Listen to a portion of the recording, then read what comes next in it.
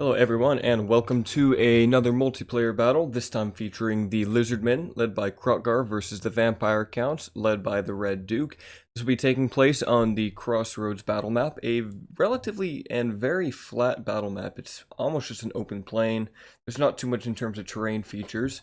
So anyway, getting on to the battle here, I have brought 2 units of Salamanders. I have focused on kind of a kite build here where I want to use lots of missiles that the vampires can't catch me with, and these guys are good at taking down large targets such as blood knights and vampiric monsters, and of course they have fire damage, so I think they are a great pick here against a lot of the regenerating units that the vampire counts can bring. So 2 units of those guys. Our line is padded with 4 units of skink cohort, just a very glass cannony, not even a glass cannon, just glass in general front line. Very weak, but they'll beat zombies and trade with skeletons okay, so I'm not too worried about them. And then we got the big boy himself over here, the Dread Saurian. I brought him with the skinks mounted on top. That way he can also dish out some missile damage without just being in melee, and he comes with poison too, which helps debuff whatever he is fighting. On top of that, we just have 1 unit of skink cohort with javelins here, just to support the front line. We have Kroq-Gar completely kitted out with every single ability he can have. So we've got the Hand of the Gods, Swiftness of Itzel, Deadly Onslaught, Sacred Spawning of Shahodl, and Cold-Blooded, of course, which comes standard. And then I decided to bring 1 Bastiladon with Solar Engine just to kind of keep up the fire damage theme that we've got going on. He does imbue the Blinded effect, which will reduce melee attack and accuracy and melee defense, although the accuracy doesn't matter on the Vampire Count side.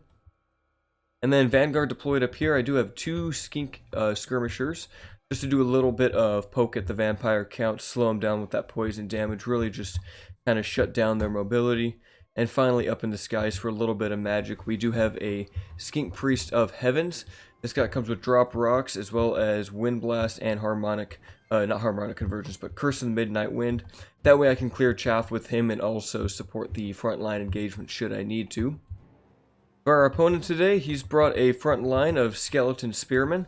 Not a bad pick against lizardmen. I feel like he could have gone a little wider with some more zombies to kind of tank the missile fire that I had.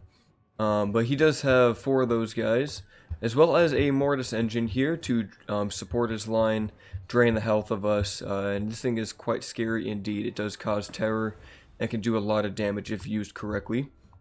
In his back line, he's got the Sternsman supported with 2, I believe. Yeah, 2 units of Graveguard as his kind of main punching force of his infantry. Sternsmen, of course, being very good since they regenerate, but we kind of counter them since we have fire damage, and that does extra damage against the Sternsmen over here.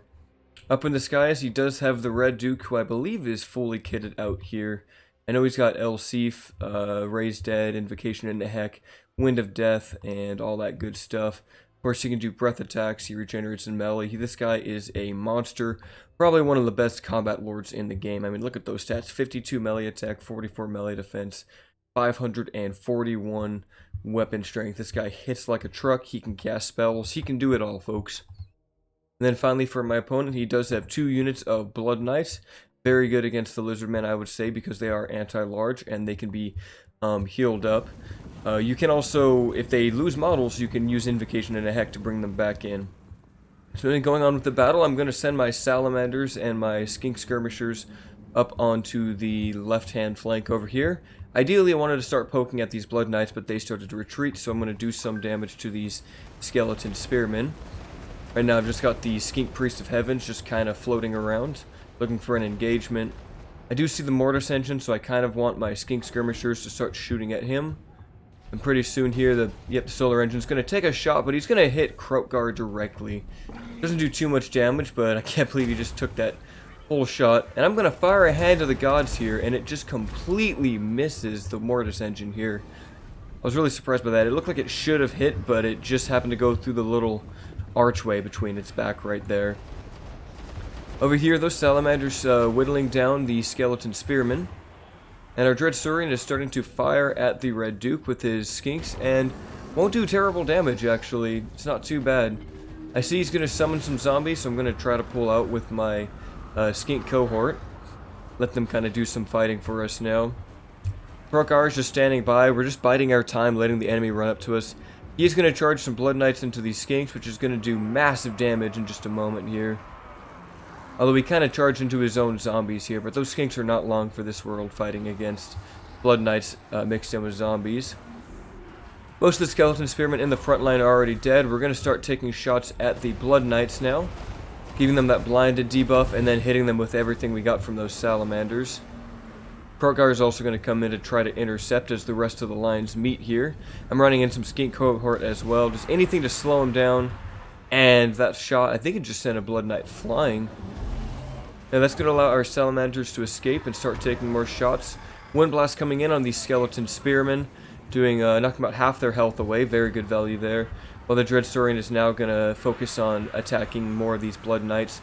My opponent does cast a Wind of Death, and I am too late to notice it, so it's going to completely decimate one unit of skink cohort and just kind of give the others a love tap over here.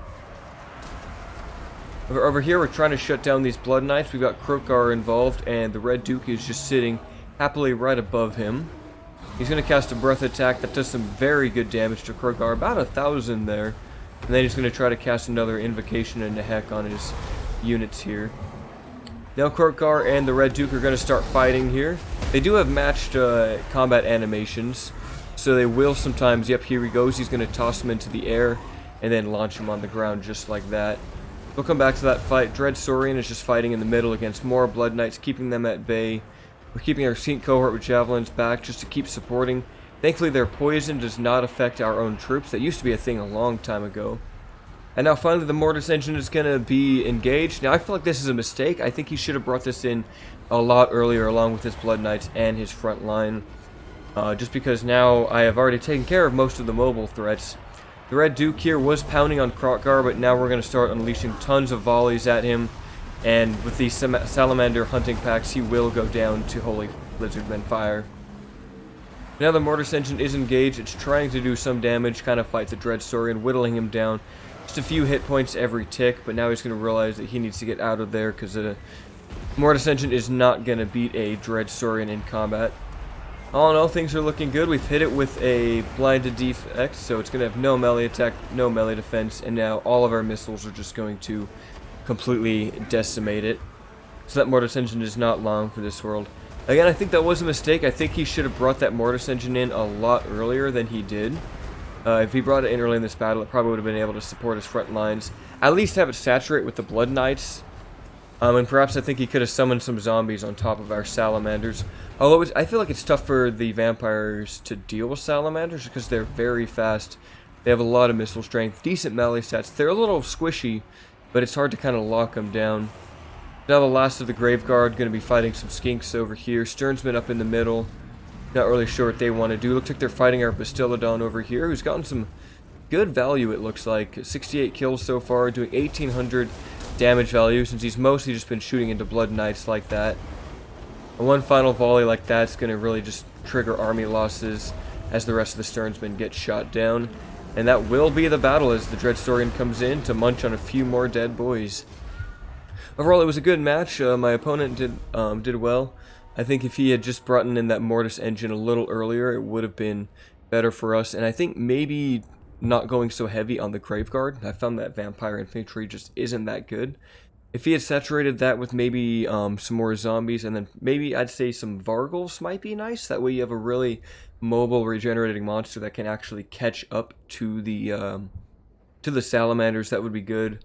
Alternatively, he could have gone for some Flyers, maybe some Fellbats to kind of launch, to kind of, you know, bother our skinks, get rid of the skirmishers early, and then let the Blood Knights come in. That might be a good way to actually counter this build.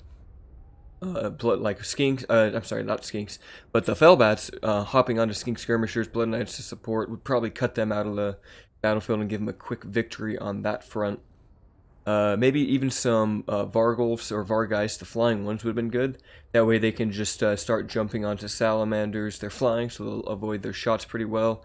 And then they can support the Red Duke. He was doing well. He put the Red Duke on Kroq-Gar, and Red Duke would have won that battle had I not intercepted with my Salamanders.